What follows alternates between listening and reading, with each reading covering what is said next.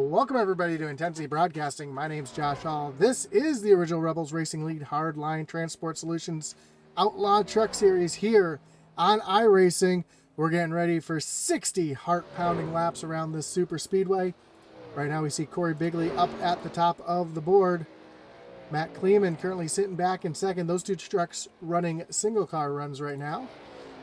Fry Hubbard trying to get part of a group here. We see a lot of drafting, though. We saw a big group of trucks out there a few moments ago.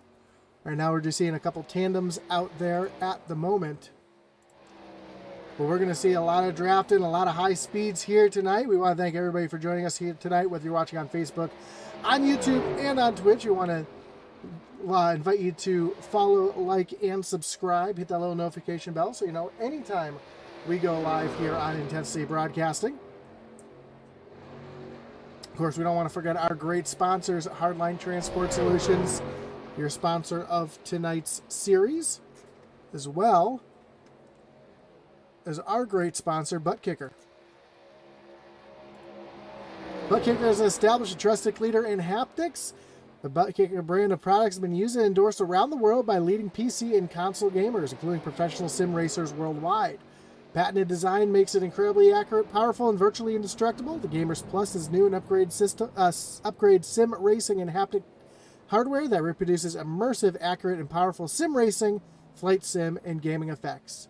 Check out the full line of Butt Kicker products and figure out which one's right for you. Visit thebuttkicker.com. And there is a link down in the description below to the Butt Kicker, as well as to the Intensity Broadcasting store as well. So you can check that out at intensitybroadcasting.com.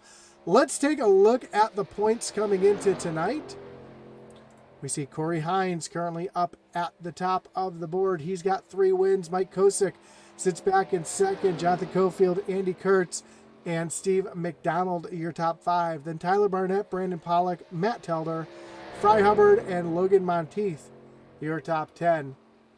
Of course, Monteith back in 10th is locked into the playoffs with the win on dirt. Billy Bigley back in 11th. Jared Reed, Matt Kleeman, Travis Bieber, Gregory Fronek, and Brett Bieber round out your top 16 here tonight. As we got about a minute and a half left in practice here tonight. We see, again, most of these trucks making either single car or 2-car runs. Don't see any packs out on the track right now. And we've got a Talladega doubleheader here tonight. You've got the Outlaw Series running Talladega, followed immediately by the whole heating and sheet metal Rebels Truck Series, taking on Talladega for 60 laps as well. So it's going to be a great one. We've got 24 trucks ready to take the field, as we got about a minute left before qualifying commences. Of course, if you haven't checked out Friday night's race, we had a fantastic race at the Red Bull Ring. Awesome race, some road course racing on a tricky Formula 1 track. If you haven't checked that one out, I would suggest going back and rewatching that race. It was an awesome race. Garrett Kinder says double Dega, double danger. That is for sure, as we're going to be talking about a lot of things. If you've never watched a super speedway race here at Talladega, we'll be talking about the draft. We'll be talking about the slingshot. We'll be talking about the side draft. And we'll be talking about energy, which lane has the momentum to try to work together and get themselves up to the front. But right now, we are just getting ready to finish up practice here and get qualifying underway. Of course, if you have a favorite driver or you want to chat with us, don't forget, we do have the chat open. You can always talk to us, whether you're on Facebook, YouTube, or Twitch, right there in the live chat. We'd be happy to read any shout-outs on air, or if you just want to talk along, we're always here. So let us know.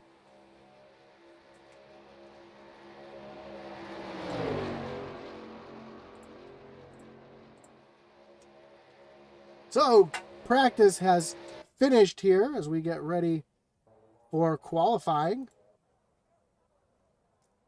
Let's see who the first driver who's going to make their way out onto the track will be.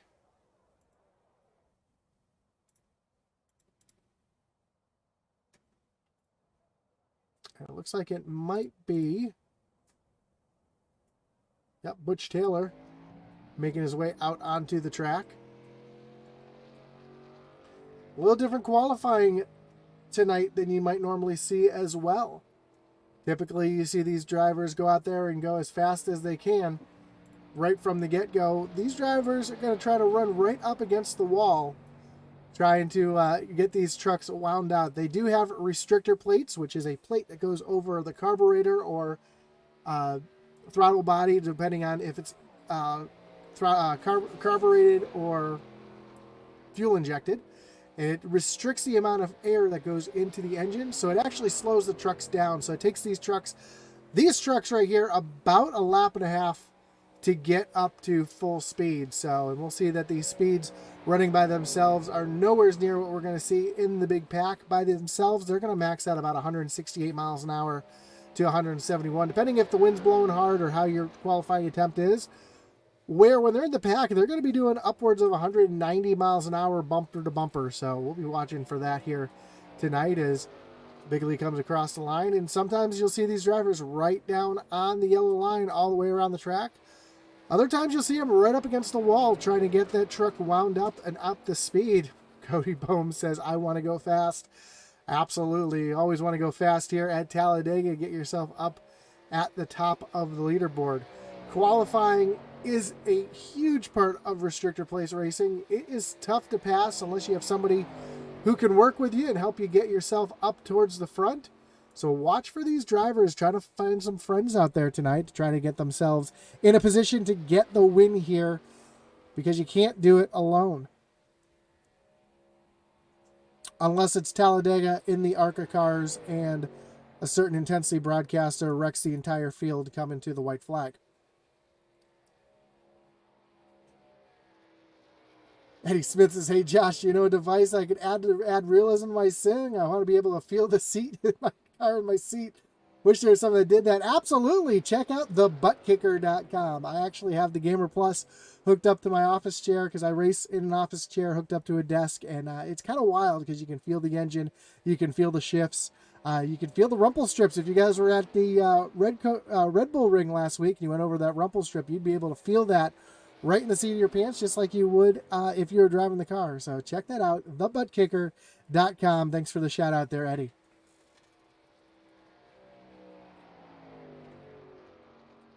Brandon Wallace currently up to the top of the board in that 99 machine. And Matt Kleeman now goes P1. See Matt Knight's out there in that PD powered machine. Coming across the stripe, we'll see where Matt goes on his first lap. He's going to jump up into the 7th position. Gary Wright just coming across the line to start his second lap.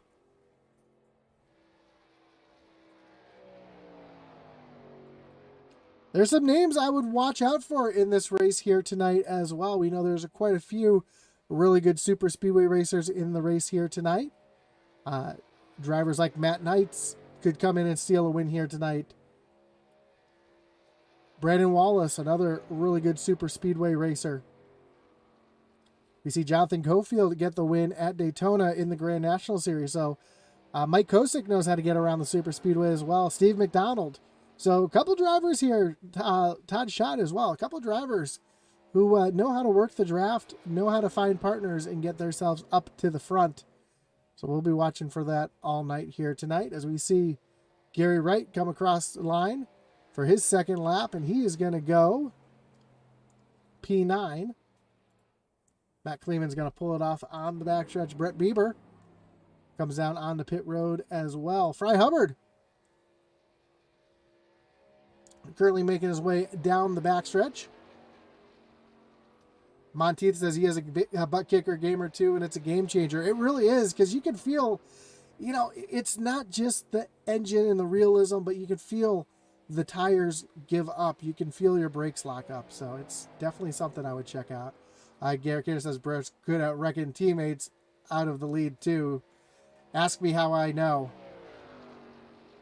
Sounds like you're speaking from experience, Kinder. Well, it's like I just said, last time I ran a Rebels race at Talladega, it was in the ARCA series, and I may have wrecked the entire field to let Jason Lotridge steal a win. But we're not going to talk about that one here tonight. We see Matt Telder out on track. Great looking truck, that Dryden machine.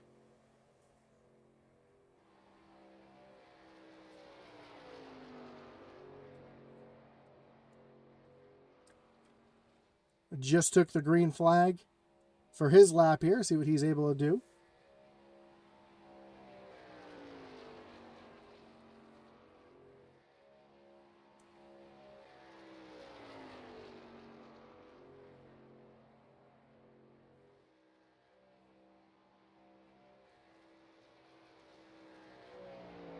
Fry Hubbard currently at the top of the board, knocking Matt Kleeman off the top.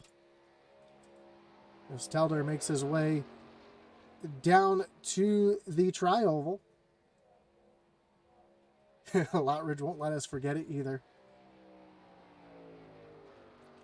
So Telder makes his way up into the 6th position. Logan Monteith just finished his qualifying attempt, so see who else is... nobody else currently out on the track. Oh, I know what else Eddie wants me to talk about here tonight. And that is the start-finish line here at Talladega Superspeedway. So you can see at the top of the right of the screen, we've got the track out there, and you notice that red stripe. That is the start-finish line. That's just past the tri-oval.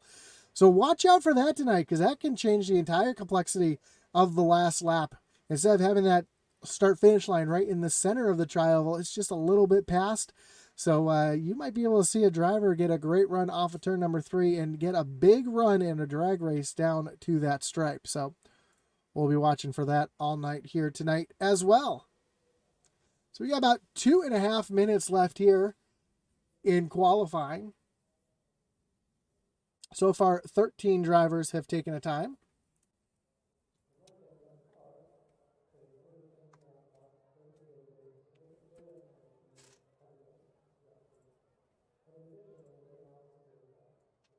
Of course, I will say it again, if you're watching on Facebook, on YouTube, or on Twitch, we do appreciate you joining us here tonight. Don't forget to hit that like button, follow, and subscribe. So let's hit that notification bell so you know anytime we go live here on Intensity Broadcasting.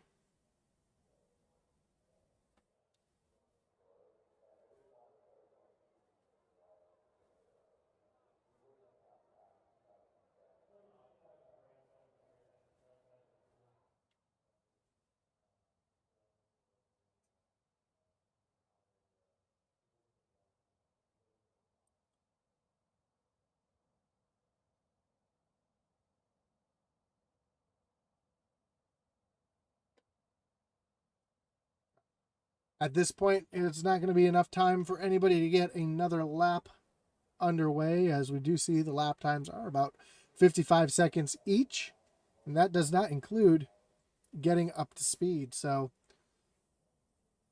we're going to get ready to take a look at your starting grid here tonight in just a moment. Of course, we want to thank all of our great sponsors of the Outlaw series as well. In the Zone says hello. Good to see you here on Intensity Broadcasting. Because we don't want to forget our great sponsors here in the Outlaw series. Hardline Transport Solutions for being the series sponsor, as well as Cofield Asphalt Refinishing, Intensity Broadcasting, Peg Leg Felts, Thunderstruck Super Series, and Kinderfarming Ranch. So we got about 35 seconds before we get the grid underway. Of course, this is the first race of our doubleheader here tonight.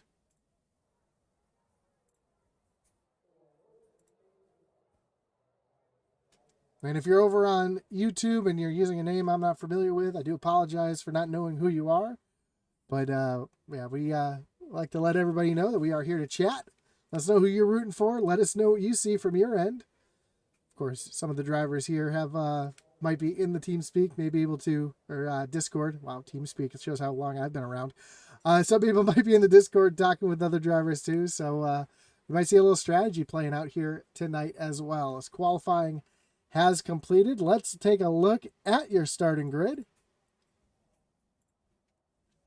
And your peg leg pole winner tonight will be the 14 of Fry Hubbard. Matt Kleeman will start in position number 2. Brandon Wallace rolls off from 3rd with Greg Barnett back in the 4th position. And Andy Kurtz, last week's winner, will roll off P5 in the 5 machine. Matt Telder in the 6th position with Brett Bieber and Corey Bigley back in row number 4. And Butch Taylor and Matt Knights round out your top 10. 11th will be the 71 of Greg Froelich with Ryan Derrick to his outside in 12th.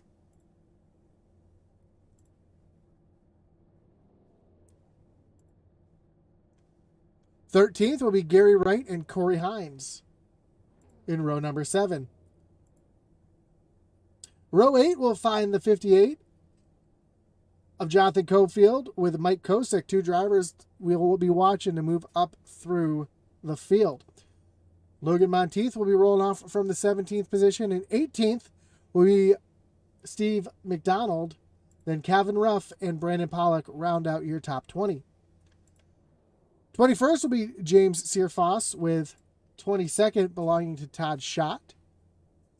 Ryan Huff will start from the 23rd position. Kai Shappett back in 24th, and Kenneth Pack will round out the rest of the field here at Talladega.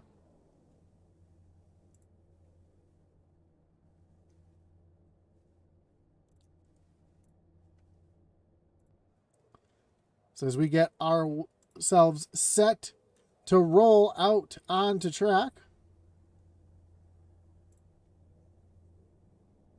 got a big field here, all 25 trucks here tonight. As the pace truck gets ready to start rolling. Let's see what we got here. TeamSpeak, that's an oldie. That and Ventrilo. You know, it's funny because I used to use TeamSpeak and Ventrilo way back in the day when I first started iRacing, because Discord just wasn't a thing just yet.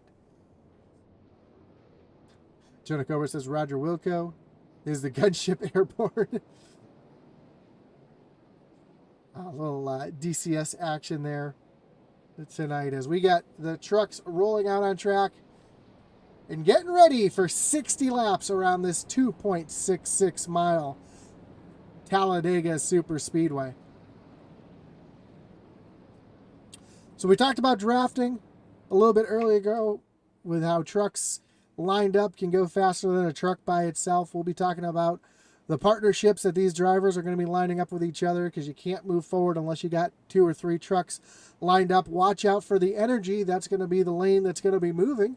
The lane that's most formed up to get the lane moving forward. Side draft, that's when a driver pulls right alongside and actually dumps all the air coming off their car like a wake onto the rear spoiler to slow that line down. So watch for that here as well. Of course, we all know about the big one. That's the big wreck that you usually see here at Talladega. Wipes out, well, it can wipe out almost the entire field at times, we've seen. And it's not if the big one's going to happen, but when the big one's going to happen. So watch out for that here tonight as the field gets ready for 60 heart-pounding laps around Talladega Superspeedway.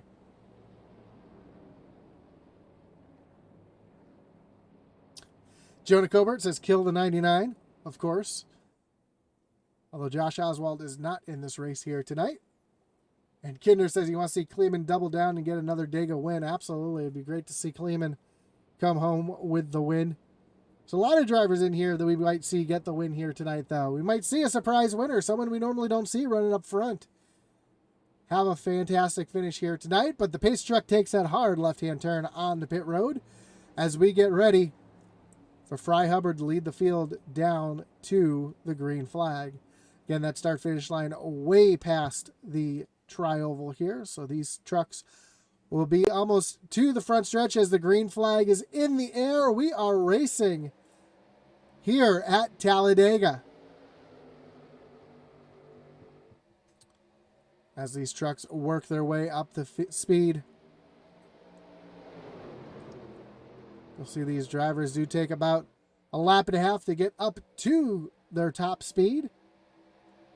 Already both lines pretty formed up right now. A lot of pushing, a lot of shoving, trying to move that line towards the front. Fry Hubbard's got the 99 of Brandon Wallace right there on the back bumper and giving a good shove down into turn number 3. We see the 5 of Andy Kurtz right there as well. And that third place driver, he's got a tough task because he does not want to push the truck that's in front of him but he wants to be as close to that back bumper to move that truck forward as well. There's actually a little air bubble that builds on the back of these trucks, and you want to try to break your nose through that bubble, but without making contact with the truck in front of you to try to move that lane forward, as Fry Hubbard does lead the first lap here tonight.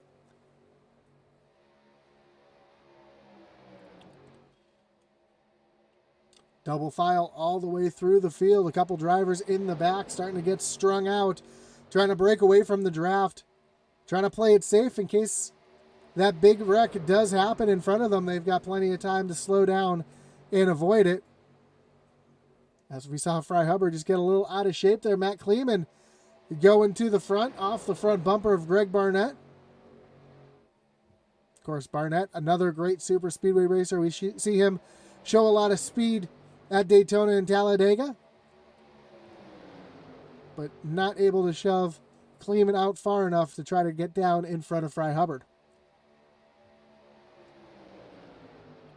One of those drivers is kind of hanging back and playing it safe is the 3 of Mike Kosick. See this line back here, just all strung out, trying to keep themselves off, just barely off the draft of the group in front of them without being up in the mess, as we already have one truck trying to make it 3 wide up on the high side. That's Matt Telder. Unfortunately, he has nobody going with him. So while he might have a little bit of a run right now, that's going to stall up or stall out on the high side with nobody there to help him. And you see Matt Knights in the middle trying to get around the 7 and clear himself.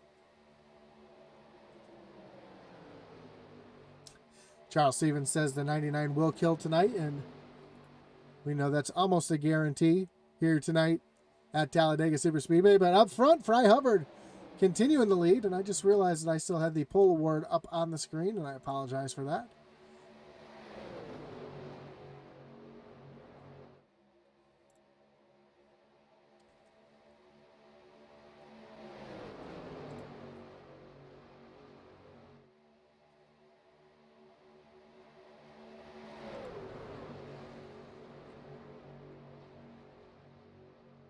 Now we got another truck up on the high side. That's Fry Hubbard up there. So Fry falling back, trying to keep himself out of trouble. That's going to put Brandon Wallace up to the lead. Another thing these drivers are going to be worrying about tonight is their temperatures. When you're pushing on the truck in front of you, like we saw Brandon Wallace or we see Brett Bieber up on the high side doing, it cuts off airflow to your engine. That can actually cause your truck to overheat. So these drivers are going to try to keep themselves in clean air at times to try to keep that truck nice and cool so that the engine does not blow. Because that's one way to guarantee a big wreck, is to have somebody in the front of the field blow an engine right in front of the field, get turned, and cause a massive incident. As we got 3 wide racing, Matt Telder still up there all by himself, doing a good job up on that high side, using the side draft to keep himself up there right now. But unfortunately, as these trucks start to get tighter up to each other and more organized, we'll see that third lane really fall off.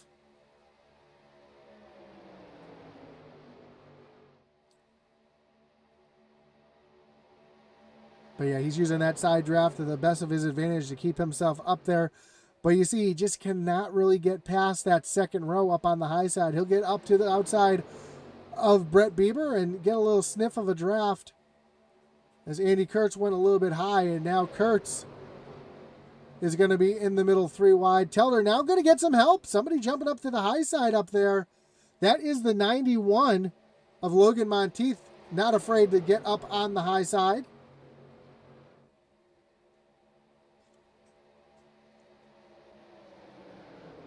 So now we got a little organization coming up on that third lane, as Jonah Cobert says, you know, we'll keep your stuff cooler longer than anything else. Big Frig coolers. And absolutely. Kinder can tell you all about the Big Frig coolers. As now we've got some organization up in that third lane. Monteith trying to get to the back bumper of Matt Telder to move him up towards the lead. Brandon Wallace, so currently no competition at the front right now. As Andy Kurtz Has to worry about the outside coming down on him. And Brett Bieber not really helping out on that middle lane as well. He could be right there on the back bumper of Kurtz. That's what's pulling that middle lane back. That's allowing that high lane to get the run. Is there 3 wide for the lead as Brandon Wallace down on the bottom. Andy Kurtz in the middle. Matt Telder up on the high side as they come down to the tri-oval. Telder with a little bit of advantage with the help from Monteith. And now we see a couple other drivers thought about making up to that third lane. That time by, Matt Telder will lead the lap.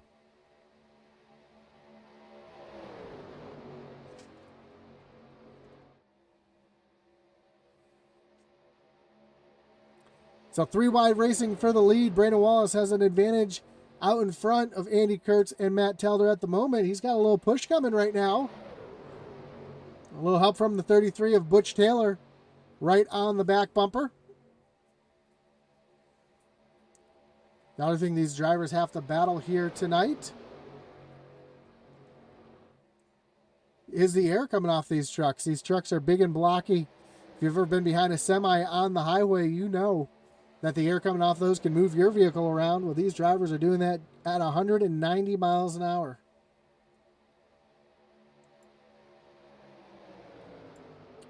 Actually, more like 180 miles an hour, but still.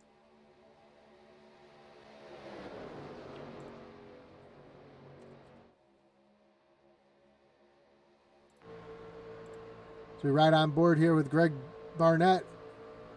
You can see exactly that, just how much these trucks move around. It doesn't look like it from the TV camera, but when you ride on top here, you can see just how much these trucks really move around in the draft. They handle the best in the corner.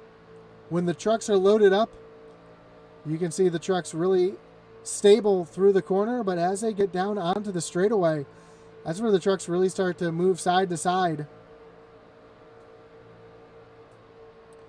As you see out in front of Barnett, just that little bit of a wiggle there.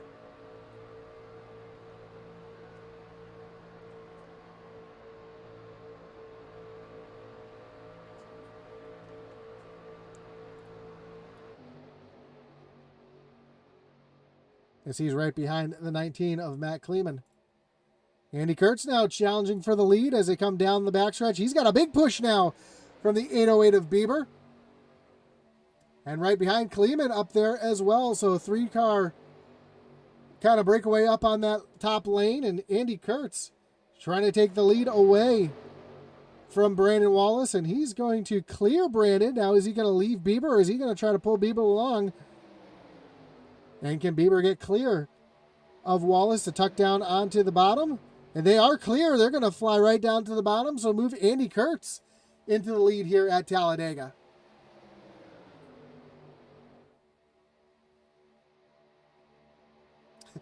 Garrett Kinder says those big frig coolers keep your stuff hot too. Your hot stuff hot too if you're into that kind of thing. And you're right, it is still 100 miles an hour faster than on the highway as these drivers are approaching the lap truck. Actually, 2 lap trucks up. No, that's just 1 lap truck up there. I'm not sure who that is. Oh, we got a wreck. Caution is out. And Brett Bieber has gone off track. And jump to the pits, and that's going to bring up our first Kinderfarming Ranch Wreckage Rewind of the night as we take a look to see exactly what brought this one out here tonight.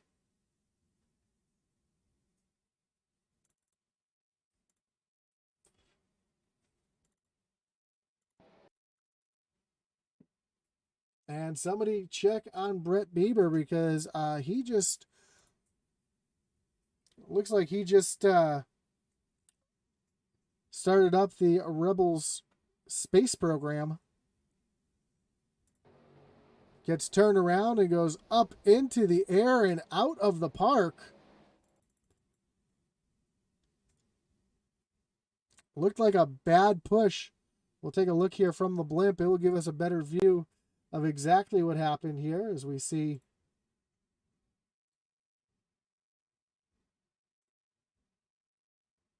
up at the front of the field.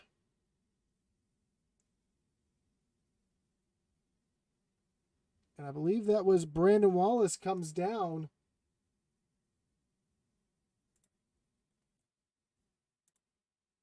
No, it was not Brandon Wallace. That looked like maybe Matt Kleeman. It's kind of hard to tell. Yeah, Matt Kleeman. So we'll rewind this one more time and try to see if we can break this one down from a good view. We already see him around here. Now, Kleeman gets turned down into the side of Brett Bieber.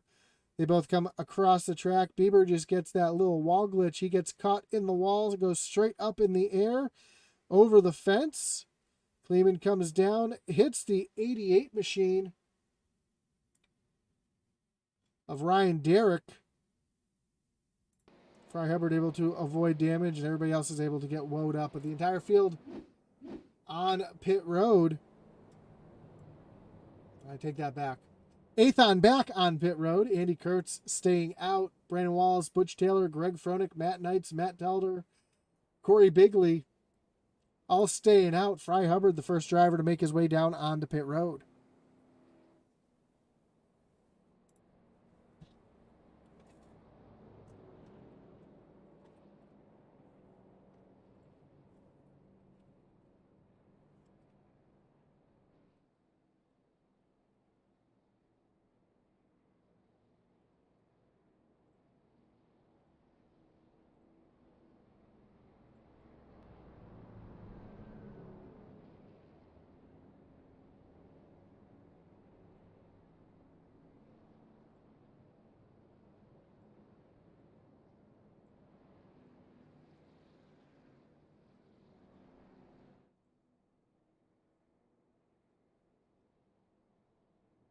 So your top 10 are going to look like this. Andy Kurtz, your leader. Brandon Wallace, Butch Taylor, Greg Froelich, and Matt Knights, your top 5. Greg Telder in 6th. Corey Bigley, Fry Hubbard gets off pit road 1st and 7th. Logan Monteith and, Corey Bigley in 7th. Fry Hubbard 8th. Logan Monteith in 9th. And Gary Wright, your top 10. Let's take a look at the chat here. Insert cliche 200-mile-an-hour game of chess comment. Yeah, you know what? As cliche as it is, I really do consider Super Speedway racing a 200-mile-an-hour game of chess. Jonah says, someone went to the moon. F. Call in the boo-boo bus. He gone.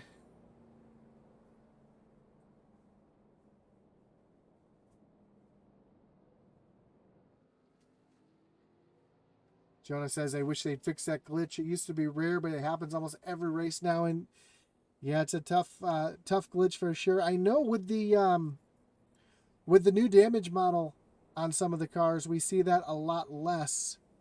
With like the Cup Series cars, the ARCA cars, I think it has to do with the crash physics, where with these rigid bodies, once they kind of catch the wall, there's kind of that glitch where it goes in. That'd be my guess. I know, as you can probably tell by my TeamSpeak comment earlier, doing this for the last 12 years, it's something that's gotten a whole lot better over the years. At least we don't see the popcorn physics in crashes like we used to at these tracks, where you wouldn't just get trucks that bounce into the air like that from the wall, but they'd be bouncing into each other and flying all around the track like a bunch of bouncy balls. So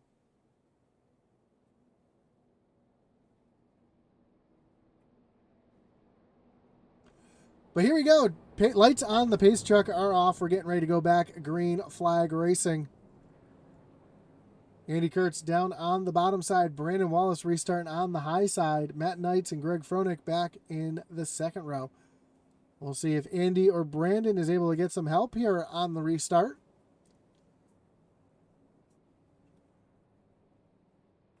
Greg Froelich is a good pusher here at these super speedways. We'll see if he's able to get right on the back bumper of Andy Kurtz.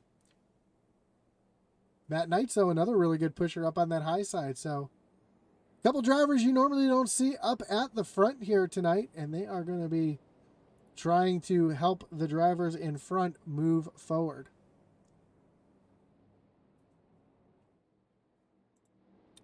But we are re-racked, restacked, Getting ready to refire here at Talladega Superspeedway. Pace truck's getting ready to take that hard left-hand turn down on the pit road. Andy Kurtz is going to lead them back down to the Geico Restart zone.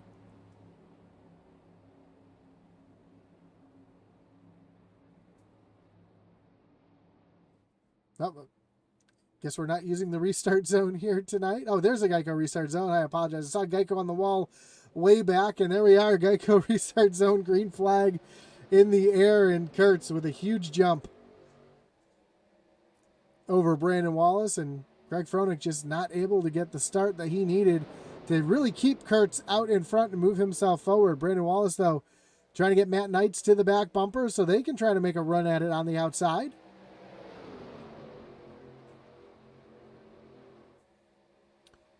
As the field rockets down the straightaway yet again. We saw a couple drivers come down on pit road for their pit stops. A couple drivers just taking fuel. A couple drivers taking right sides only. Fortunately here at Talladega, tire wear is not an important thing. We see these drivers able to stay out there and could even run the entire race on one set of tires.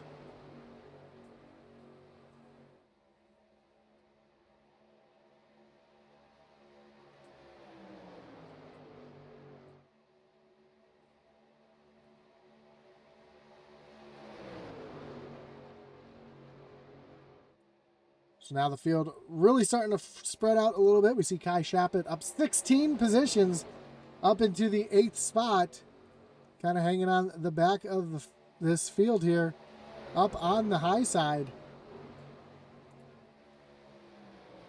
So kind of tailing up on that high side behind the 21 of Gary Wright. Trying to get that top lane moving. Matt Telder makes a aggressive move up to the high side. We've seen him use that high side all race long. See if he's able to continue the march forward.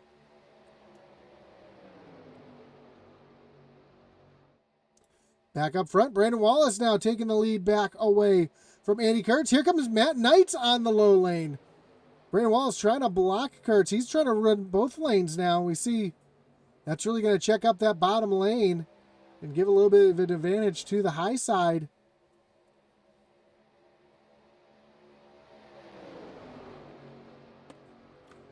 But Andy Kurtz not able to take advantage of that momentum loss. And now Matt Knights jumps up to the high side trying to get a push up to the front. Now I take that back. I take it back as Greg Froelich trying to get up in front of Andy Kurtz to get a push to the front. Kurtz, though, working with Froelich here, trying to get that high lane rolling. Once they can get organized, we should see a ton of speed out of that high lane.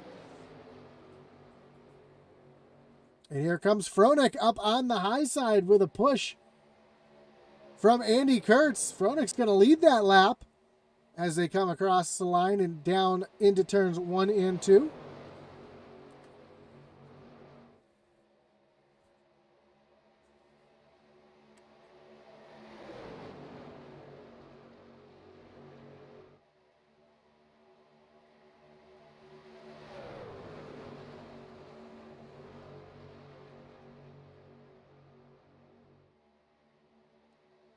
So move Greg Froelich up to the front with Andy Kurtz giving him the big shove up to the front of the line.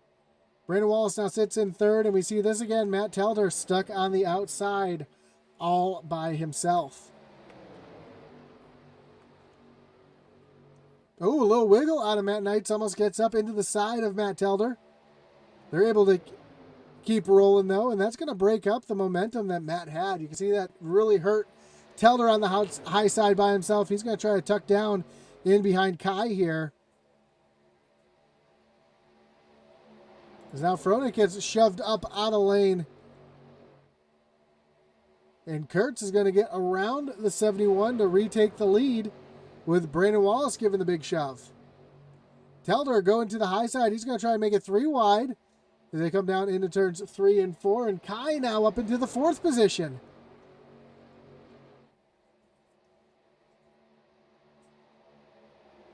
So we talked about that 200-mile-an-hour chess match, and that's really what Kai's doing right now. He's just kind of hanging out, making the moves. letting the opportunities come to him. He's currently up 20 spots from where he started, as Greg Froelich and Matt Telder are working together up on the high side.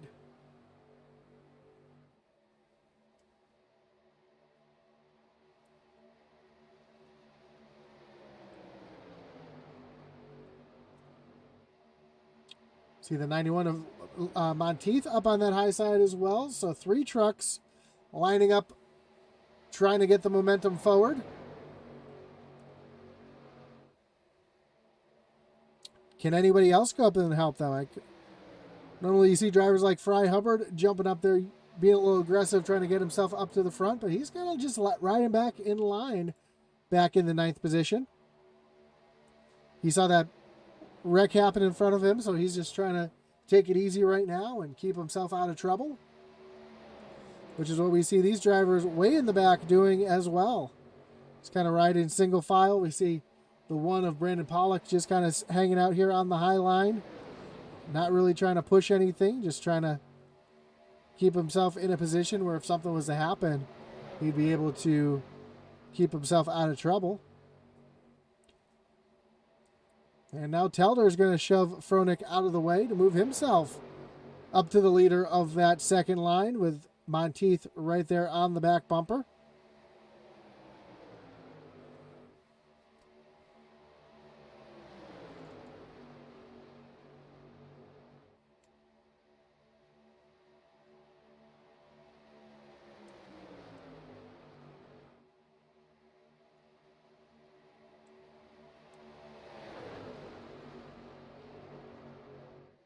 Now Greg Froelich, who was just leading this race a couple laps ago, sees himself back in the 9th position, hanging out on that high side all by himself.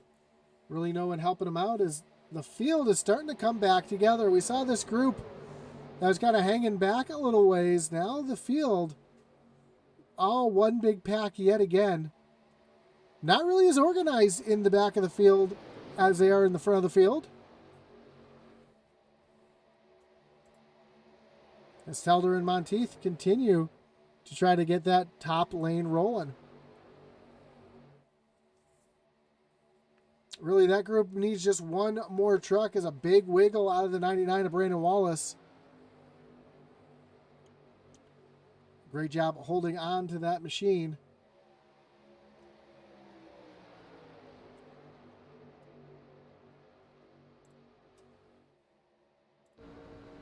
As we ride along here with Corey Bigley in the gyro cam, really gives you a perspective of how high banked this Talladega Superspeedway really is.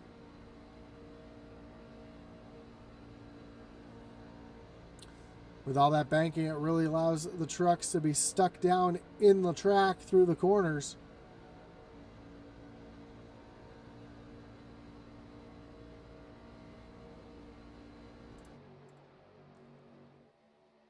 As we see a battle heating back up for the lead as Greg Froelich has joined that high lane again.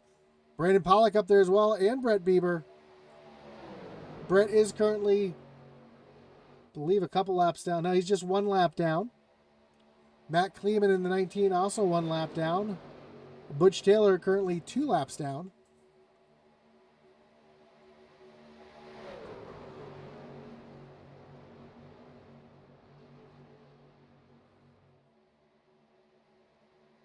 Now Telder able to get the nose out in front of Kurtz as they make their way through turns 3 and 4. But Kurtz fighting back hard on the inside lane. He's got a big push from Brandon Wallace. But with that tri-oval being just past the tri-oval, so come across the stripe, Andy Kurtz is going to lead that lap. Just how quickly things can change. Kai Schapper was just up into the 4th position. Now he finds himself battling with Corey Bigley for the 9th position.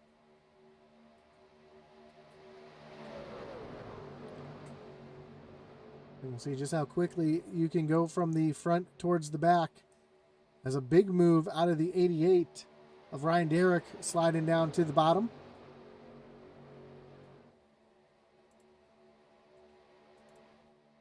This race continuing to heat up for the lead. We're about 5 laps away from halfway, which means we're getting close to some pit stops here soon as well.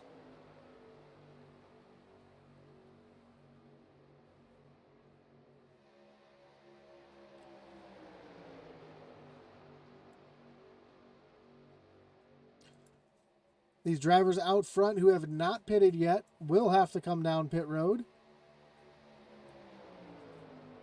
The only driver up in the front here who will not have to worry about pitting right away is the 91 of Monteith as he pushes Telder to the lead. And now he's going to tuck up high out of the way. That truck must be incredibly hot and starting to overheat, so he's going to tuck out of the way, try to get some fresh air to the nose of that truck to cool it off, as Telder now is getting passed on the outside by Andy Kurtz and Brandon Wallace. So a big move up to the high side. Here comes Matt Knights through as well. And you can see the difference in speed that a pack of trucks has compared to one truck out there by himself. So Telder, who was able to lead about a corner, now finds himself way back in the 4th position.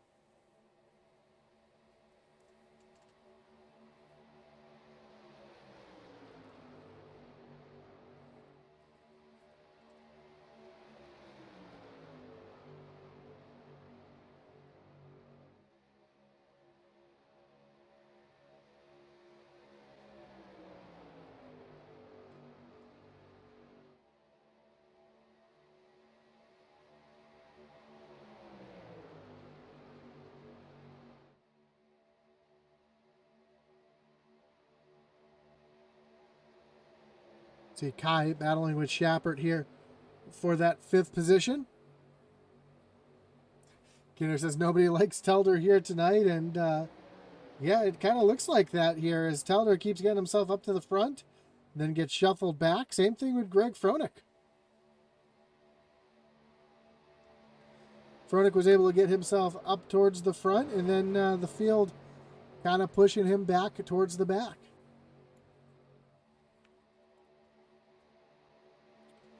Right now it's all Kurtz and Wallace up at the front.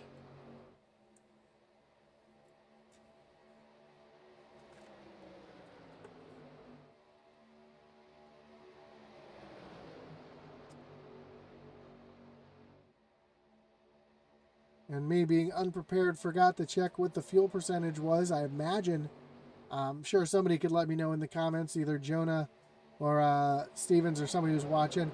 I believe these trucks can probably go about 28 to 35 laps on a tank of fuel. Plus we had the caution there, so these drivers will probably be coming down pit road in the next 5 or so laps.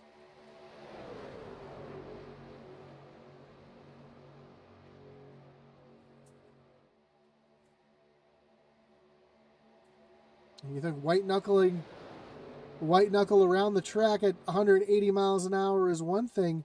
When you have to go from 180 miles an hour down to 55 miles an hour for pit stops, that can get wild here as well, especially because you don't want to pit by yourself. Definitely want to pit as a group, at least 3 or 4 cars. That way you can get yourselves back in line in a pack and able to continue over.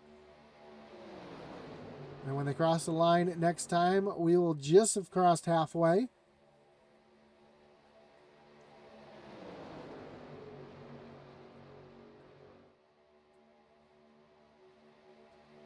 Now we're starting to see the field starting to get single file. So that's another good indication that we might see some green flag pit stops in a moment, because drivers are going to have to peel off from that low lane to get down onto pit road.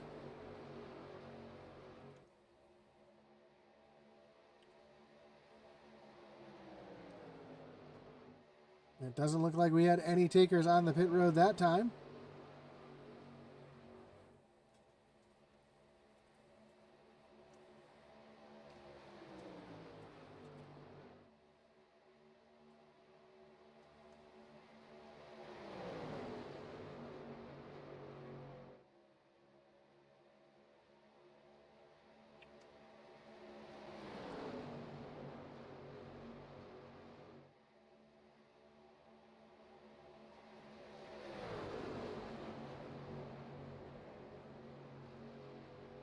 Talladega finally able to tuck in here back in the 7th position. And he's going to jump back up to the high side. Or thought about jumping back up to the high side there for a moment. A couple drivers going up high as we see our first drivers hitting pit road. Andy Kurtz, Matt Knights, Corey Bigley, Logan Monteith, Greg Froelich, Jonathan Cofield, Mike Kosick, Steve McDonald, Todd Schott, all coming down on the pit road. That's going to give the lead over to Brandon Wallace. So Matt Talder up on that high side trying to take over the lead.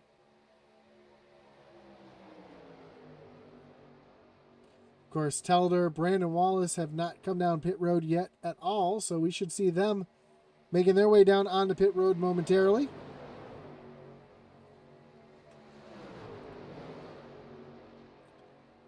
Talder, though, up on that high side. We know Brandon Wallace likes to stretch fuel as far as he can, hoping for that caution to come out.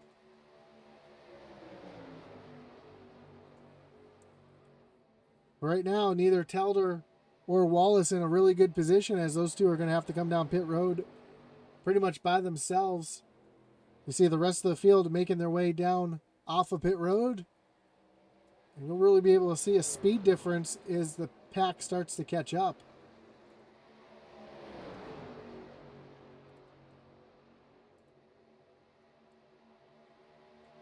Gives you an idea just how long it takes to make a pit stop here. Brandon Wallace making his way down into turn number 3, while the field is on this. The rest of the field is on that short chute, entering the tri-oval.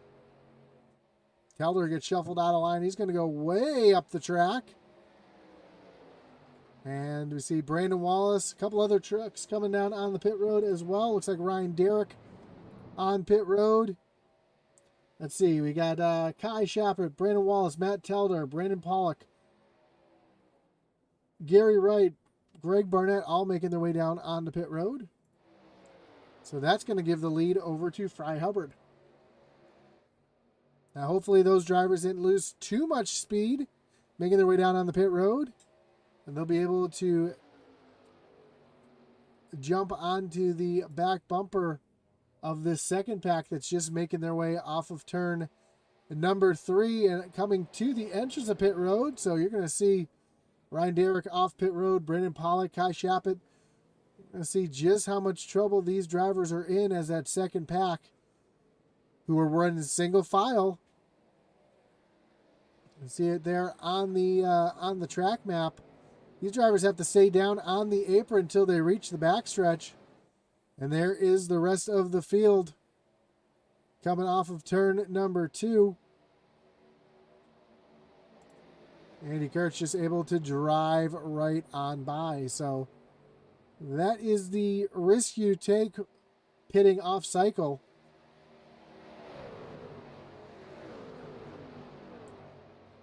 Because that's a pretty big gap back from your last driver of this first pack.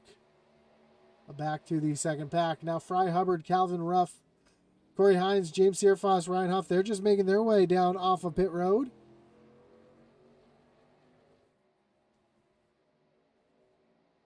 In the field at full speed, coming quickly. So we see Fry Hubbard only doing about 145, 150 miles an hour. Here comes Andy Kurtz with the rest of the field doing 180 miles an hour. They're just going to serpentine down the backstretch to get around the slower trucks. Brandon Pollock making a move down to the low side, trying to take advantage of everybody moving up high to move up a couple positions. How about this? Mike Kosick has Matt Knights behind him. And Kosick, we haven't really talked about him much tonight.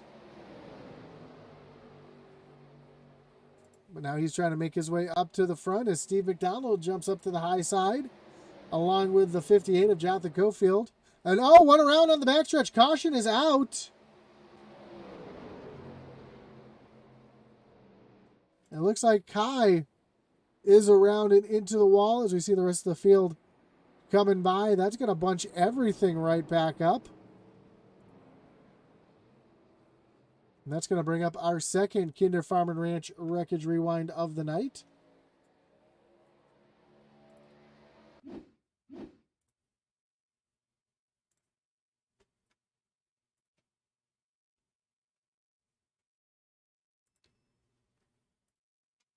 So we try to see what happened to Kai here. We see him kind of running in the middle here. Now he's middle of four, bottom of four, really. Four wide here as they're coming down across the stripe. And you see the 00 of Todd Schott turn the four directly up into the wall. Catches a little bit of the 33. I don't think the 33 is going to have too much damage there, but Kai, a lot of damage to that four machine. Fortunately, it looks like he was just the only one involved there. Let's see if we can go back a little bit and take a ride along with that 33 of Butch Taylor. Just how quick it happens in front of him. Yeah, he almost had no idea that it was coming.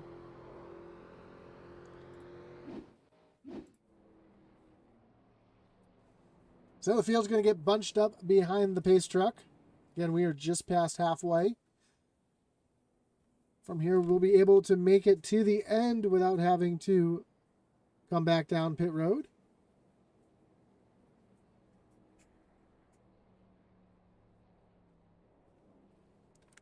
Of course, we want to thank everybody who's joining us here tonight, whether you're watching on Facebook, on YouTube, or on Twitch. We do appreciate you joining us here and coming out. Again, don't forget to hit that like button, follow, and subscribe. Hit that notification bell so you always know when we are live here on Intensity Broadcasting.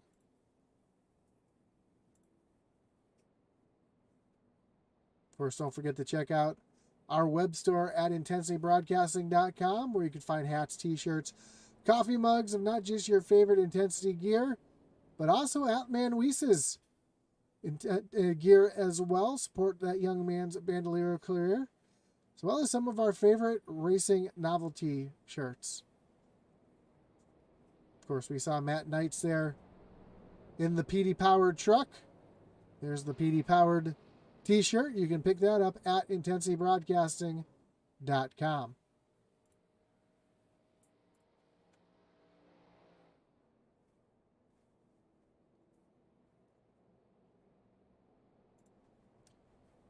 Of course, we can't forget about Butt Kicker. Butt Kicker is an established and well-trusted leader in haptics. The award-winning line of Butt Kicker haptics transducers allow you to feel ultra-low sounds. The products are used and endorsed around the world by leading PC and console gamers, including professional sim racers worldwide. The patented design makes them incredibly accurate, powerful, and virtually indestructible. The Gamer Plus is new and upgraded sim racing gaming haptic hardware that reproduces immersive, accurate, and powerful sim racing, sim flight, and gaming effects. Check out the full line of Butt Kicker products and figure out which one's right for you at thebuttkicker.com. There is a link down in the description to both the Intensity Store and Butt Kicker down below. Of course, as I was mentioning before, I do have the Gamer Plus attached to my office chair, and it definitely changes what you feel in the car. If you're looking for that little bit of a seat of your pants feel without having a motion rig, it's one way you can kind of do it. I just have the single attached to my chair so I can feel when the tires lose traction. If I lock up the brakes, gear shifts, the rumble of the engine, the rumple strips as you go off the corners. So it's really immersive, and it gives you that extra feel. I do know a couple drivers who have butt kickers on all four corners of their rig so they can feel each individual wheel sliding. So it's kind of neat. All the software that you can get, they do have software integrated specifically for different sims as well, such as iRacing, AC, Project Cars. So you can check all that out at thebuttkicker.com. Of course, we also want to thank our great sponsors here in the Outlaw series. Of course, Hardline Transport Solutions, Cofield Asphalt Refinishing, Peg Leg Felts, Thunderstruck Super Series, and Kinderfarming Ranch, as the pace lights on the pace truck are off. I don't know why my stream keeps flashing like that. I apologize for that. Are they easy to set up? They actually are incredibly easy to set up. You get the butt kicker itself, which either attaches to your office chair or your gaming rig. You get an amplifier in the system. I have my amplifier hooked up with a USB-C port, USB-C to A, hooked up into the computer. Then runs a wire from the amplifier to the butt kicker itself. Set up the software, say where you want the sounds to go. Because iRacing already has all the software integrated inside, you go into your iRacing software, select the LFE, the low frequency effects tab in the options menu, and you're good to go. Then it's just a matter of if you want to change any specific feelings, you can. I know Joe Wright, he runs gear shifts, tire traction, and rumple strips. He doesn't like the engine feel. There's a couple other settings that you can change in there. So, and you can increase or decrease the intensity of each. So, pretty easy to set up. Very, very intuitive. Definitely recommend. And there is different software you can run as well.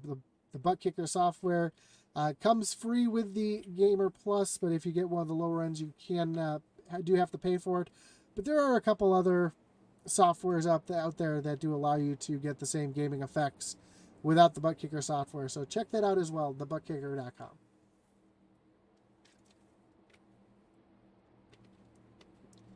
So here we go. Pace truck on pit road. Andy Kurtz is going to take him that long ways down the tri-oval to the restart zone.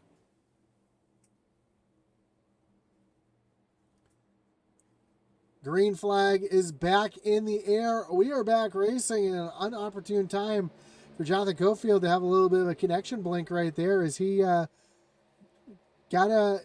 as the green flag came out. That did not allow Steve McDonald to get on the back bumper to give him a push. So that's going to allow Andy Kurtz and Brandon Pollock to hook up here and get a run on the low side.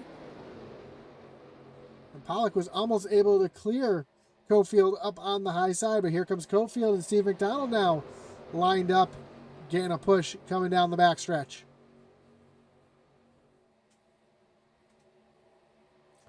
And you always hear you never want to push in the corners, and that's true. You never want to get to somebody's bumper. You never want to make contact with somebody's bumper as you're in the corner.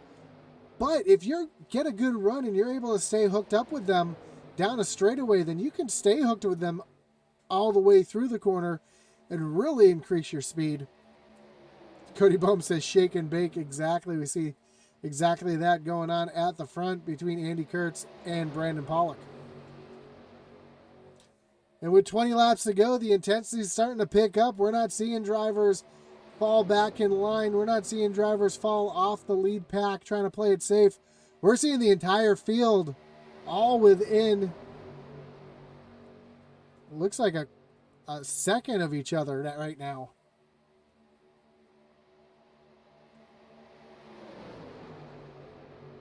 One truck going way up to the high side. That is Jonathan Cofield. I think he had some issues. He's being pushed back to the back, but on the high line now behind McDonald is the three of Mike Kosick. We really haven't talked about him too much tonight.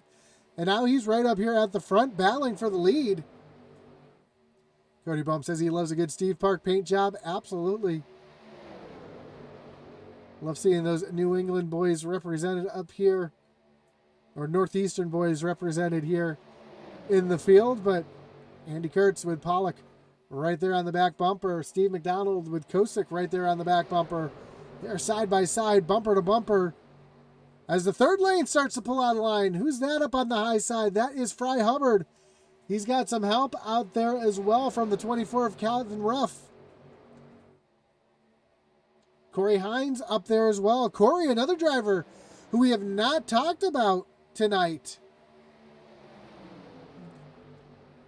Our points leader, Corey Hines, has 3 wins on the season. Actually, I think it's 5 wins on the season.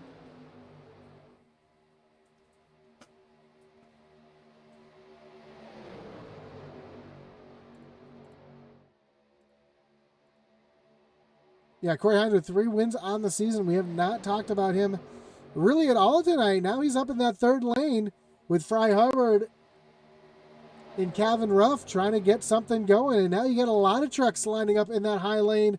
We can see the energy shift up to that third line. That's exactly what we're seeing. McDonald has the lead in the middle. But here comes Fry Hubbard on the high side with 18 laps to go. And we are 3 wide, 5 rows deep as they come off the short chute to the tri-oval. McDonald in the middle. Hubbard up on the high side.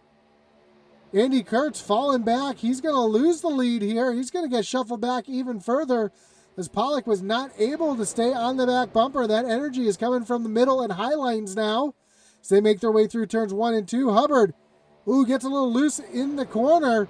Calvin Ruff had to check up just a little bit to keep from turning him. Now they are 3 wide still down the backstretch into turn number 3.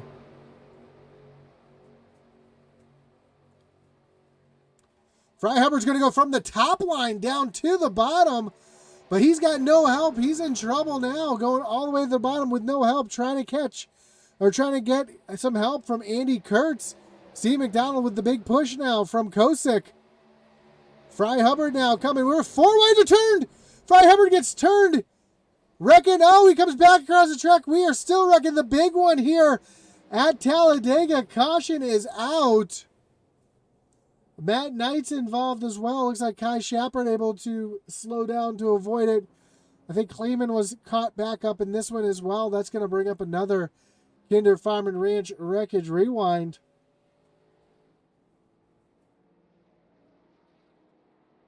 Just how quickly things can happen here at Talladega.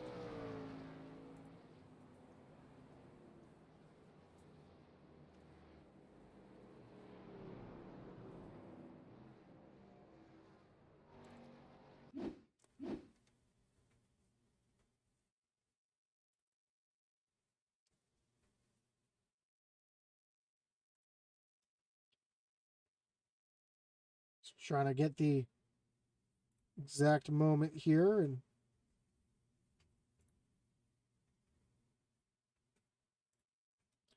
we'll take a look at this one here from the chopper. You see they're 4 wide for a moment. Kosick makes contact with McDonald. That turns him directly across the track down into Fry Hubbard. And McDonald gets some air there as they come across the grass, and Hubbard is trying to hold on to it. He's out of control, comes up the track into Brandon Pollock.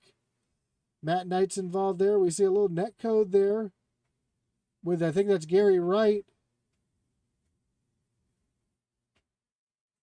And from there, it's just on as the rest of the field comes piling through.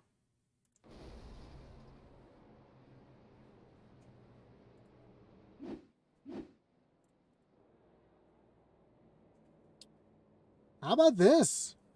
Calvin Ruff up to the lead. Corey Hines in second. James Deerfoss, Andy Kurtz, and Ryan Huff are your top 5. Mike Kosick did come down pit road along with Fry Hubbard. As we know, they had some damage. Greg Barnett had some damage as well. He's on pit road. Brett Bieber, who was able to get himself back on the lead lap. Matt Knights with some damage. Brandon Pollock, Kai Shapett, Jonathan Cofield making his way around.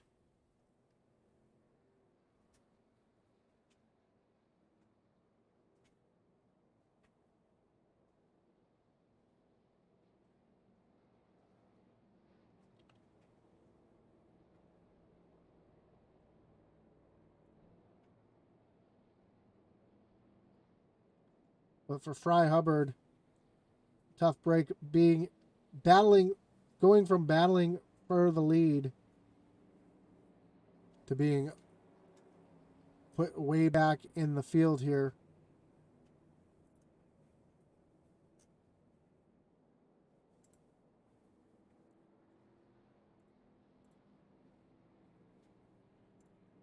I think that's going to qualify here for our Cofield Asphalt Refinishing Tough Luck Award tonight, as we see Fry Hubbard battling for the lead. Being at the bottom of 4 wide. And being caught up in this incident here. Man, violent. The front tires of that 68 truck dug into the grass, sent him up off the ground. And yeah, you just see, fortunately, Hubbard just out of control, nowheres to go. And causes the big one here tonight.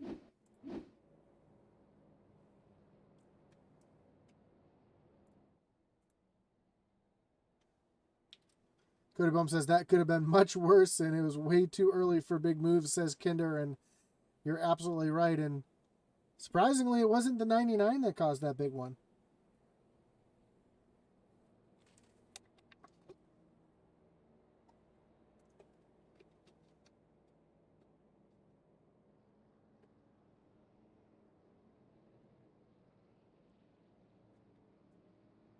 So the lights are off on the pace truck. We're going to go green flag racing at the end of this lap. Let's take you through the field real quick. Restarting on the inside will be Calvin Ruff. Corey Hines, your points leader, going to restart in second. James Searfoss having a great run here. Up 18 positions, up into third. Andy Kurtz. A little bit of damage to the rear of that truck. Doesn't look like it's going to affect him too much. He's going to be restarting in fourth. Ryan Huff, another driver we just have not talked about here tonight, back in the 5th position, and Brandon Wallace up into 6th. Todd Schott, watch for him. He's a good super speedway racer. See where he is here at the end, back in 7th. And Logan Monteith in the 8th position. Greg Froelich, who was leading at one point here tonight, finds himself in 9th, and Matt Kleeman will round out your top 10 as the field gets ready to go back green flag racing. Garrett Kinder says there's still time. Never doubt the 99. Not just that, we know Brandon Wallace runs both races tonight, so what's the over-under that he causes both big wrecks in both races? Atman's been talking about getting the intensity gambling site up. We should look into that so we can place your bets here. Your little pick 6 here on Intensity Broadcasting.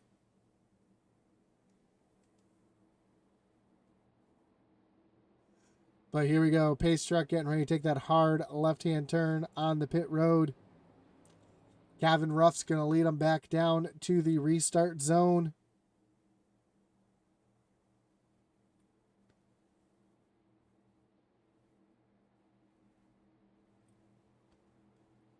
Look for that Geico down at the center bottom of the track. Green flag back in the air. We are back racing here at Talladega Superspeedway. And Calvin Ruff with a great jump. Almost a little too good of a jump, as he's going to have no help as they make their way down into turns 1 and 2. Now Searfoss comes to the back bumper. Corey Hines has some help from Andy Kurtz from behind. And we see that top lane really starting to form up right now. That's where that energy could come from.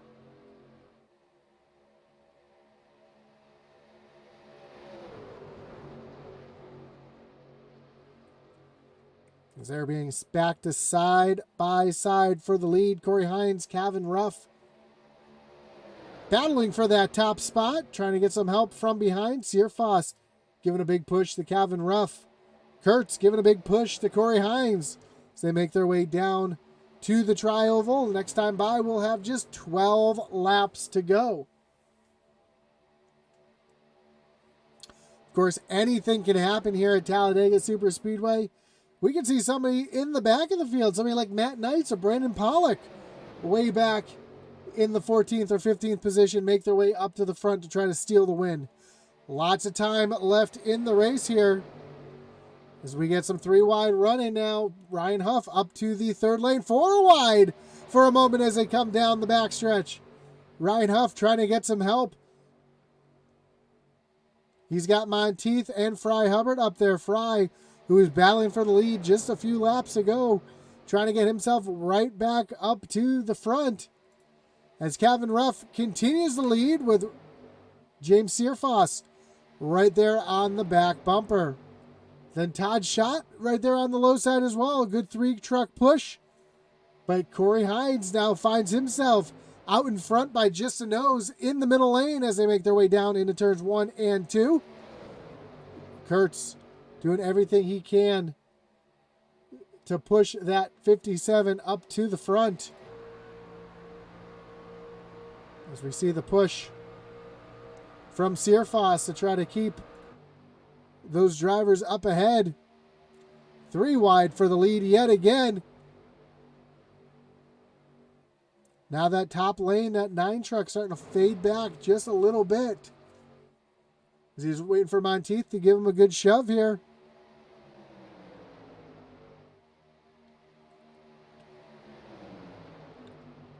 And if you're 99 of Brandon Wallace, you are not in a position you want to be in. Stuck there in the middle of this bee's nest.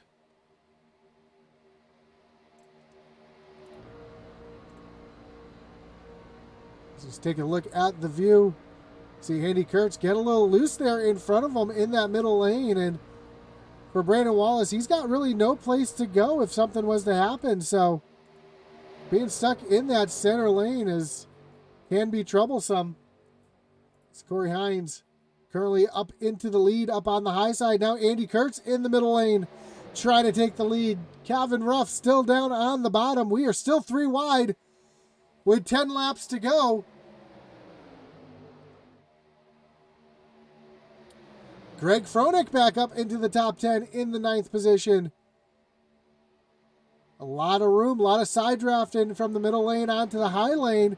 That gives a lot of air down to that low lane, and they're able to use that momentum to get themselves forward. And now Searfoss going to jump up into the middle lane. He's going to try going for the lead off the front bumper of Andy Kurtz. Now just 2 wide as they come down the backstretch. Searfoss with the big shove. Down into turns 3 and 4. Now we see Corey Hines up on the high side, a little ways back. He's got the 14 of Fry Hubbard and Jonathan Cofield up there. And Searfoss trying to battle for the lead, trying to lead a lap here at Talladega Superspeedway as they come down through the tri-oval.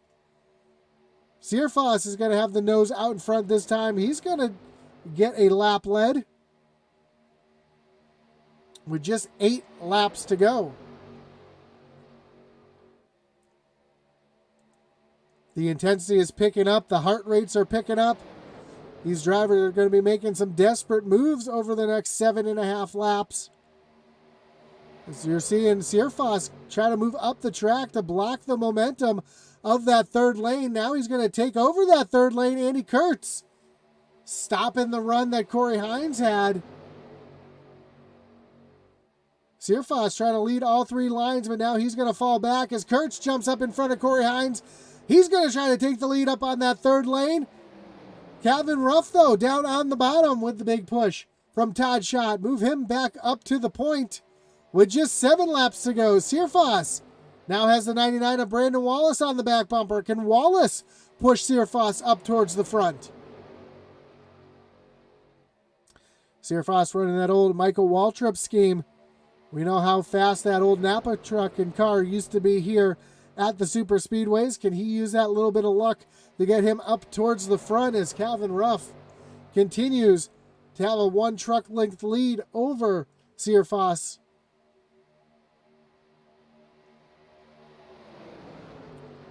Temperature is going to be a concern here as well, as drivers like Brandon Wallace and Todd Schott not leaving the back bumper of the truck in front of them. That could spell disaster for them as well. Again, we don't want to see something where a truck overheats and blows an engine right in front of the field.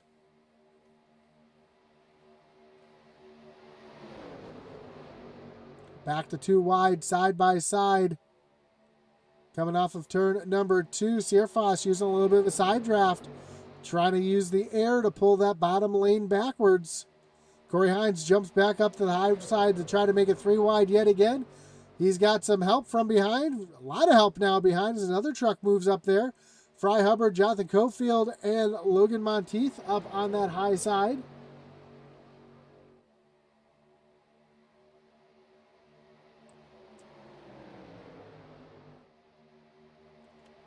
Down to the tri-oval to come to 5 laps to go.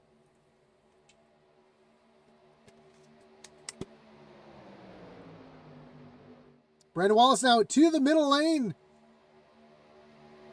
That truck was awfully hot, pushing that 15 of Searfoss. Searfoss up in front of Corey Hines now. Brandon Wallace has some help from behind.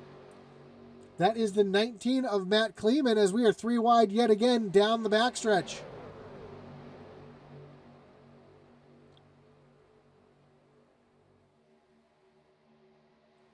Right in the middle, we see Greg Barnett trying to get himself a good finish here tonight in the 3rd spot in the middle lane. As the field rockets off of turn number 4 through the tri-oval, Searfoss trying to get the lead back away from Calvin Ruff. And Corey Hines is going to push that 15 up to the lead. Brandon Wallace trying to make that middle lane work right now. Kind of stuck in the sucker hole. Doesn't really have any help side to side. One truck, that's Steve McDonald, down off the racetrack on the apron, letting the field come by. A very cordial thing to do. Now Kleeman giving the big push to Wallace as they come back down the backstretch. Wallace trying to take the lead here as he's going to get the nose out in front, put Wallace to the point for just a moment, but Calvin Ruff fighting back hard on the inside, and Ruff is going to retake the lead off of turn number 4. That top lane really starting to break off as Searfoss falling back into the 4th or 5th row back now. Ruff coming across the line, just 3 laps to go. Is Todd Schott content running behind that 24 truck, trying to push him to the lead and get a good points night, or is he going to try to jump up there to try to take the lead away? Just 2.5 laps to go as the field yet again 3 wide down the backstretch. A lot of wiggling out of the 000 of Schott as he's able to get it back under control as they approach turn number 3. Brandon Wallace still in that middle lane, not really anywhere to go. Trying to get Kleeman to give him the push. Searfoss up on the high side, trying to get the big push from Corey Hines. As they come across the line, just over 5 miles to go to settle it here in the first race of our doubleheader. I hope I have enough voice left for the second race, as here comes Brandon Wallace trying to side draft to get that middle lane moving.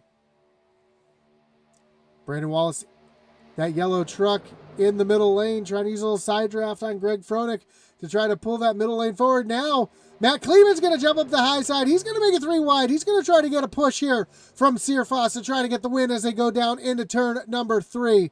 That's going to break up that top lane, though. That's going to check them up, as Searfoss has to keep from running into the back bumper of the 19 as we are coming to the white flag. Calvin Ruff, Todd Schott, and Greg Froelich now into the 3rd position. Can Froelich play upset here, as here comes Brandon Wallace back to the high side, trying to get some help. He's got a little bit of help from behind. That is the 38 of Greg Barnett trying to give a push. Matt Knight's in the mix here as well, as they are back to 3 wide. Here comes Kleeman now on the high side with a big shove. Kleeman trying to use a side draft. He's going to try to tuck down in front of Wallace as they come down the backstretch for the final time. Down into turn number 3. Kleeman just out in front. Brandon Wallace, Calvin Ruff. Ruff with the inside lane, shortest way around the track. He's going to get a little bit of advantage here. But as you know, that start-finish line past the tri-oval, who's it going to be? Schott now pushing the 24 to the front. He takes a look to the outside. They're wrecking behind as Calvin Ruff comes down through the tri-oval. Schott up to the high side. Greg Froelich with the push, and as they come across the line, Calvin Ruff is going to win. They're wrecking across the line. Greg Froelich comes across the line in second, but Calvin Ruff getting the win here at Talladega. What a finish.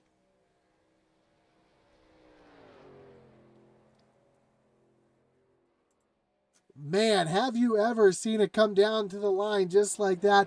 And that, folks, as Eddie Smith can attest to, is why the start-finish line is past the tri-oval here at Talladega Superspeedway.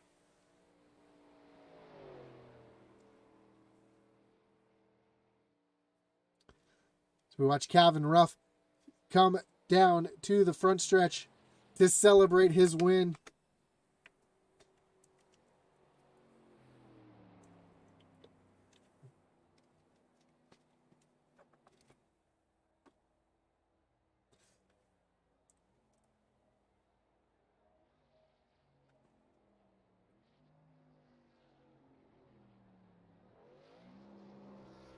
He's going to burn it, burn it down right here at the start-finish line. I do apologize. I got a little excited there, and now you hear the voice cracking as Calvin Ruff celebrates his race win here tonight.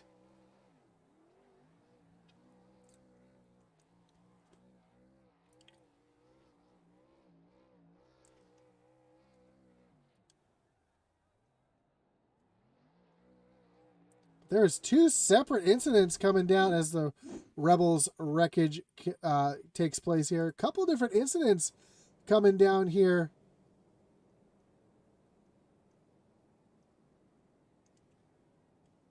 Trying to find the, want to get a look at the final lap here yet again.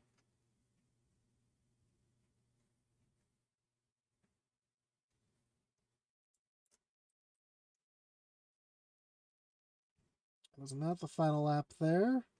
A lot of movement in the last race, or last lap here, but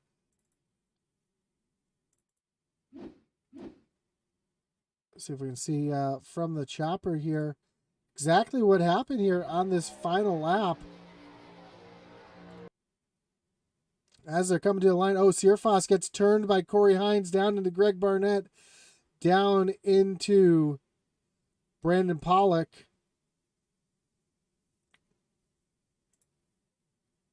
So that was the first part of the wreck, and as they're coming back down through the tri-oval,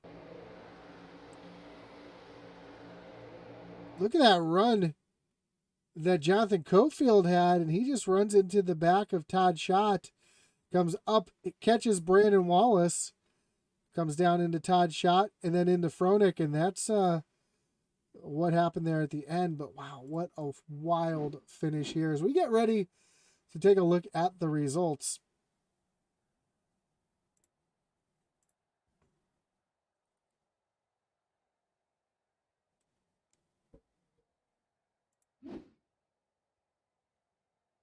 Maybe.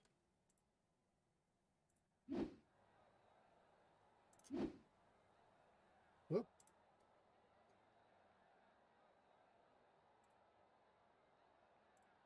There we go. Calvin Ruff, again, your winner here tonight. Greg Froelich, Todd Schott, your top three. Brandon Wallace, Jonathan Cofield, round out the top five. Matt Kleeman, Mike Kosick, Corey Hines, Ryan Huff, and Logan Monteith round out your top 10. Fry Hubbard comes home 11th. Corey Bigley back in 12th. Ryan Derrick comes home 13th.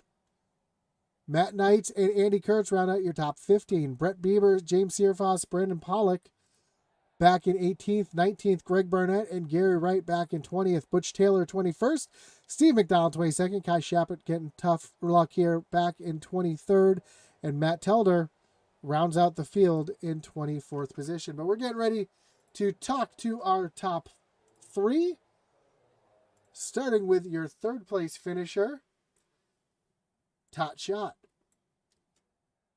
Todd, you got Josh up in the booth. You got me? Hey, what's going on, Josh? Man, what a wild finish there at the end. All heck broke loose. You were in the right place at the right time. I knew you were a good super speedway racer, kind of playing that chess game to get yourself up to the front. First off, talk about the strategy to get yourself up there, and then talk about that last lap. Oh man, just was hanging back really with my teammates and kind of cruising, and then after the pit stops, everybody got split up, and it was just going crazy, and I ended up in a good spot and just before I knew it, there I was up in second, and I was going to stick with Kevin. I just pushed him hard as I could, and got, coming to the flag. We had cleared everybody else, so I was like, well, it's either stay behind him or pull out, try to make something happen. But when I did, they just kind of split me, and then all chaos broke loose. For sure. And we saw you actually the biggest mover of the race, moving up 19 spots, didn't qualify to keep yourself out in the back. Was that kind of the strategy? Run the first part of the race in the back of the field and then make your way up to the front there to be there at the end? Yes, sir. We was just hanging back in the back, biding our time and trying to take care of our stuff. Well, it worked out for you, getting yourself a podium here tonight. Before we let you go, Todd, anyone you want to thank? Any shout-outs you got to give here tonight? I got to thank everybody in this league that puts this league on, all the commissioners, Cofield Asphalt Refinishing, of course, you, Intensity Broadcasting, Thunderstruck Series, Kinderfarming Ranch, Peg Leg Felts, and my teammates over at Bandit Motorsports. Well, again, awesome race here tonight, awesome finish. Congratulations on the podium, and we look forward to seeing how the rest of the season goes for you. All right, appreciate it, man. So that was your second place finisher, Todd Schott. Let's bring in your second place finisher here tonight, Greg Froelich. Greg, you got Josh up in the booth. You got me? Yes, sir. Man, what a run for you here tonight, coming home second. I said at the beginning of the race that you know how to run these super speedways. You know how to be patient there and get yourself out to the front. And that's exactly what you did. You got yourself out to the front, led some laps, kind of fell back through the field, and was able to get yourself up to the front. What was the strategy like trying to get yourself back up to the front here tonight, and how were you able to get back up there as the race went on? Patience. Yeah. Super speedways, I got a knack for it. I love them. Just staying in that bottom line. I went first part of it. I was in the high line, going high. Truck didn't feel too stable up there. I think we got that caution. I came back out, and every restart I was on the bottom, and I was just holding that yellow line. It was it was intense out there. This was probably one of the best truck races the Outlaws have had in a while here, and it was a good race. For sure, and able to get yourself a good podium finish here tonight. That last lap, though, that must have been white knuckle racing. I'm sure you were reminding yourself you had to breathe a little bit. Walk us through that last lap coming down to the stripe to get the second place here. Well, about 4 to go, 5 to go. I think Wallace get my door, and I got on the radar and I told him not yet. Because he likes to go, and he was going in that middle outside lane. I tell you what, man, I was sweating. My heart was pounding. We took that white, and I was just yelling on the radio, get the white, and we got it. And I just held that line. Todd in front of me held his line for his last 10 laps or whatever, and I was telling him after the race that he owed me one a couple of weeks back or so in the ARCA race. He completely wiped me out like the second lap, and so I told him it's like he owes me one, and he repaid that favor there. So, tell you what, man, that's something. That was great. I want to thank Hardline Transportation for putting this out there. Cofield Asphalt, Intensity Broadcasting, Kinderfarming Ranch for the replays. There's only, I think, 2 or 3 tonight. So, but hey, second place finish, my best finish in this Outlaw series. I wanted that win, but hey, we got second. Absolutely, you kind of stole my thunder with your thanks there, and of course, I got to throw this one out there. Colin Williams wants to know how your temps are.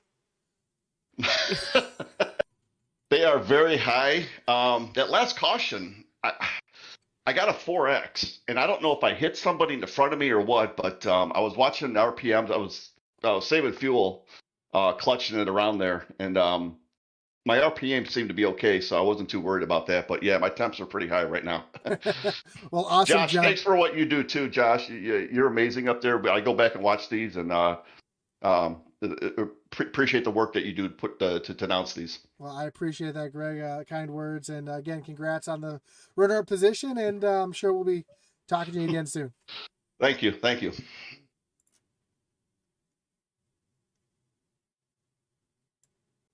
So that is our second place finish here tonight, Greg Froelich. Let's get your winner in here tonight, Kevin Ruff. Kevin, you got Josh up in the booth. You got me? Yes, sir. Man, what a run for you tonight, getting 18 positions, getting yourself the win here tonight. Kind of out of left field. We really didn't talk about you at all tonight until about 15 laps to go.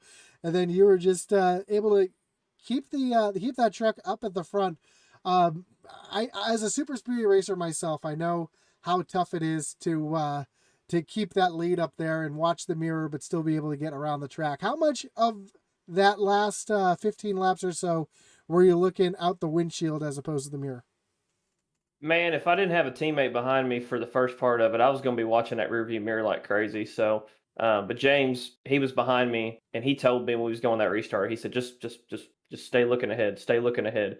So first, like 5 laps in that run, about 9 to go, I was feeling good. And then he kind of went up because he got a run and thought he was going to get around me. And Todd in the 00, man, I got to give him a huge shout out because that dude is the greatest pusher on a super speedway that I've ever had. And I just kept looking forward, man. About 2 to go, I was kind of peeking up there just to see if he got any runs or anything. And I did not expect to win this race tonight. I just wanted the top 10. For sure. And kind of sneaking your way into the playoffs here as well tonight. What was the strategy like with your teammates here tonight? I saw a lot of people starting from the back, trying to stay out of trouble, and then being there at the end. Was that kind of the way that you were trying to strategize this race here as well? Yeah, that was the strategy. We all agreed that we were going to stay in the back. Fry said he was gonna qualify and then see how it goes, and he ran about 10 laps up there and noticed it was just getting a little chaotic too early.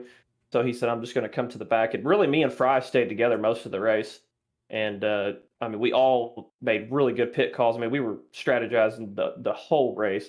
Our team won this race. That's the thing. It wasn't just me. This team won the race. Well, there you have it, folks. I said that right at the beginning of the race. You're not going to be able to do it alone. And Kevin's able to get the teammates up there to the front. Before we let you go, though, anyone you want to shout out besides your teammates here tonight? Anyone else you want to shout out? Any thanks you want to give?